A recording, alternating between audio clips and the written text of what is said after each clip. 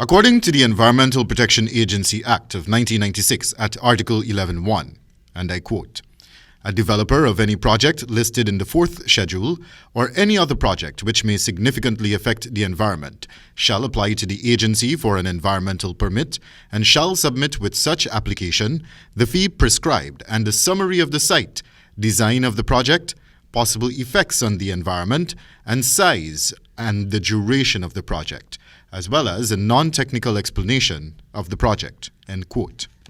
However, in spite of that article, which is enshrined as part of the laws of the country, the EPA had on previous occasions stated that EIAs would not be necessary for a number of projects, inclusive of the development of the Canje Oil Block offshore Guyana, the new Demerara Harbour Bridge project, and an oil and gas waste treatment facility at Covidan on the east bank of Demerara, among others.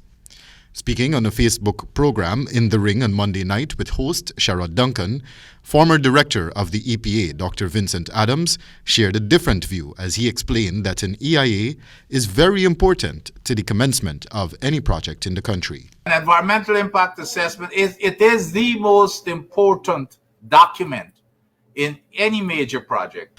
Dr. Adams further explained the process of going about an EIA. The way the process works, a developer comes in, they decide they want a project. It goes to the EPA, for example, to apply for a permit.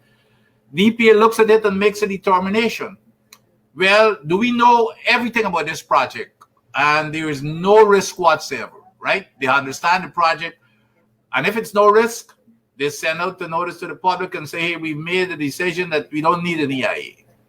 But you can come back and tell us if you feel otherwise. I think you got 30 days to come back and tell us, then we're going to relook at it. Meanwhile, in a recent press release, the EPA said, and I quote, "It will hold public hearings against its decision to waive an environmental impact assessment, EIA, for the U.S. oil giant, ExxonMobil's proposed 12-well drilling campaign in the Canje Block," end quote.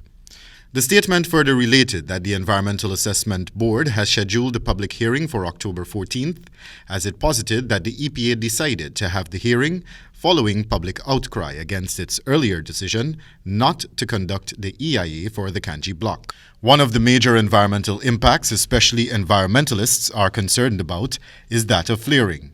Dr. Adams further spoke to this issue. It's the cost of people's health, safety, and the environment. Correct. When that gas goes up there, Sherrod, it forms acid rain. It does all kinds of stuff. People who are asthmatic, it goes up there, acid rain comes down. It messes up all the agriculture.